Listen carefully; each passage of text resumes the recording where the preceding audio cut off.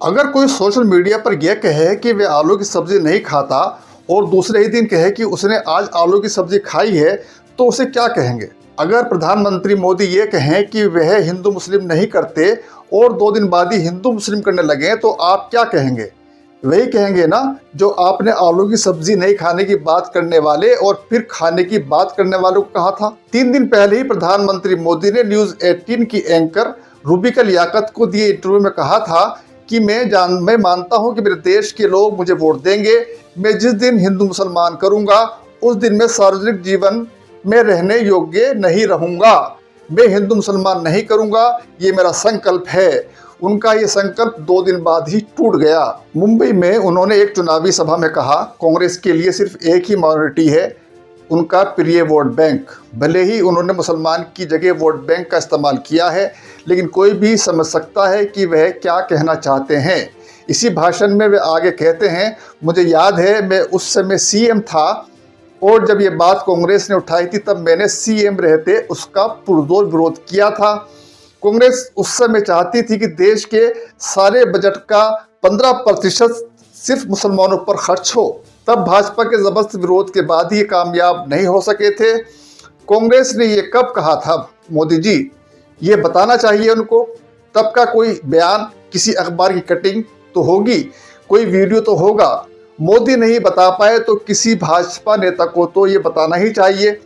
पूरे चुनाव प्रचार में उन्होंने अब तक हिंदू मुसलमान के अलावा किया क्या है? उनके हिंदू मुसलमान वाले भाषण यूट्यूब पर मौजूद हैं, ज़्यादा दिन नहीं हुए हैं। उन्हें सुनकर कोई भी कह सकता है कि मोदी और भाजपा का पूरा चुनाव प्रचार हिंदू मुसलमान पर ही केंद्रित रहा है। प्रधानमंत्री मोदी ने दूसरे चरण के 2 दिन पहले से ही हिंदू मुस्लिम शुरू कर दिया था।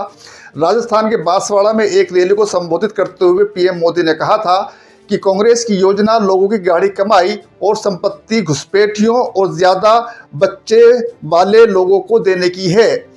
मोदी ने इस रैली में कहा कि पहले जब उनकी यानी कांग्रेस की सरकार थी तो उन्होंने कहा था कि देश की संपत्ति पर पहला अधिकार मुसलमानों का है। इसका मतलब ये संपत्ति इकट्ठी करके किसको बांटेंगे? जिनके ज़्यादा बच्चे हैं उनको बांटेंगे।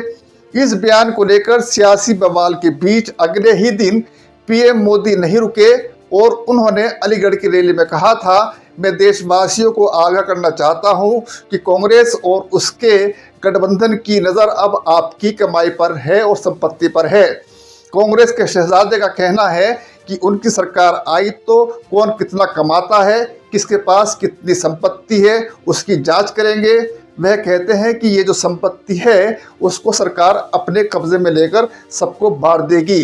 यह उनका चुनाव घोषणा पत्र कह रहा है। प्रधानमंत्री नरेंद्र मोदी तब से ही हिंदू मुसलमान और पाकिस्तान करते आ रहे हैं जब वे गुजरात के मुख्यमंत्री थे। उन्होंने शरणार्थी शिविरों में रहने को मजबूर पीड़ित मुस्लिम समुदाय का मजाक उड़ाया था कि किस तरह मुसलमानों ने इन शिविरों को बच्चा पैदा करने की फैक्ट्रियों में तब्दील किया है। उन्हीं दिनों हम दो हमारे दो वह 5 उनके 25 जैसा भड़काऊ नारा भी खूब उछला था, जिसको ट्रोल्स IT सेल आज तक उछालता है। एक प्रधानमंत्री अगर मतदाताओं को धर्म के आधार पर ध्रुवीकृत करता है तो उसके परिणाम बेहद गंभीर और दूरगामी हो सकते हैं, लेकिन ऐसा लगता है कि नरेंद्र मोदी इस तरह के परिणाम को भी खतरा मोल लेने को तैयार रहते हैं। गुजरात में दंगे होते रहते थे, लेकिन 2022 के दंगों ने गुजरातियों को विश्वास दिला दिया था कि मुसलमानों को सबक सिखा दिया गया है। यही विश्वास आज तक मोदी की मुख्य राजनीतिक पूंजी है। वह इससे बाहर ही नहीं आ सकते। वे हर बार मतदाताओं को हिंदू मुस्लिम पर मोड़ते रहे हैं। 2002 में उन्होंने मियां मुशर्रफ वाला व्यंग्य बाण छोड़ा था तो 2007 के गुजरात विधानसभा चुनाव में कहा था, असम में अपराधी लोग सीमा पार करके आते रहे हैं, लेकिन कोई आलिया मालिया जमालिया गुजरात में घुसने की हिम्मत नहीं कर सकता। बंगाल में उन्होंने कपड़ों से पहचान लेने की बात कही थी। नरेंद्र मोदी बिना मुसलमान का नाम लिए चुनाव प्रचार कर ही नहीं सकते। सिर्फ मोदी ही क्यों, भाजपा का पूरा चुनाव प्रचार मुसलमानों को टारगेट करके किया जा रहा है। किसी भाजपा नेता का कोई भाषण बिना मुसलमान का नाम लिए पूरा ही नहीं होता। उत्तर प्रदेश के मुख्यमंत्री योगी आदित्यनाथ ने कहा कि इंडिया गठबंधन के अंदर औरंगजेब की आत्मा घुस चुकी है, औरंगजेब की आत्मा। ये जजिया कर लगाएंगे। उन्होंने कहा कि इंडिया गठबंधन राम विरोधी है। बताइए, चुनाव में जजिया कर भी घुस आया है।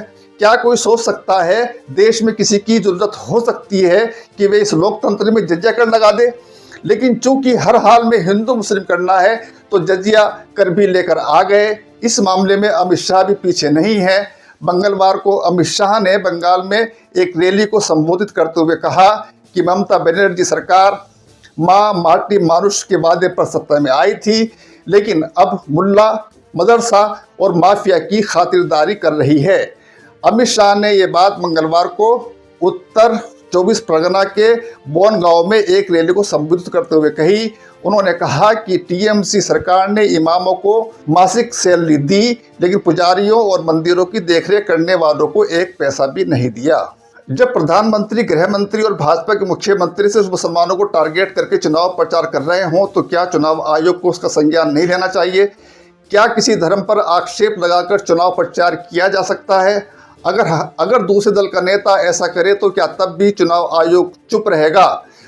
7 साल पहले सुप्रीम कोर्ट ने एक अहम फैसला दिया था। देश भर में कहीं भी धर्म, नस्ल, जाति, समुदाय या भाषा के आधार पर अब वोट नहीं मांगा जा सकेगा। सुप्रीम कोर्ट ने इसे गैरकानूनी और भ्रष्ट तरीका करार दिया था। उम्मीदवार के साथ साथ दूसरे राजनेता, चुनाव एजेंट या धर्मगुरु भी इसके दायरे में आने की बात कही गई थी। जनप्रतिनिधित्व कानून की धारा 123(3) में उसके धर्म की व्याख्या करते हुए 7 सदस्यीय समिति संविधान पीठ ने 4-3 के बहुमत से यह फैसला दिया था। धारा 123(3) में किसी उम्मीदवार का दोष साबित होने पर निर्वाचन आयोग चुनाव रद्द कर सकता है। सुप्रीम कोर्ट के तत्कालीन चीफ जस्टिस ने कहा था, सरकार किसी भी की धर्म के साथ विशेष व्यवहार नहीं कर सकती, नहीं उसके साथ जुड़ सकती है। धर्म के पालन की आज़ादी का राष्ट्र की धर्मनिरपेक्षता से कोई लेना देना नहीं है। 2024 के चुनाव प्रचार में क्या हो रहा है ये सुप्रीम कोर्ट भी देख रहा है और चुनाव आयोग भी देख रहा है, लेकिन सब चुप हैं। मीडिया तो इसे और बढ़ावा देता ही दिख रहा है। सच तो यह है कि हिंदू मुसलमान करना मोदी की राजनीतिक पूंजी है। इसको वो किसी हाल में छोड़ नहीं सकते, इसको आगे ज़रूर बढ़ा सकते हैं। बहुत बहुत शुक्रिया।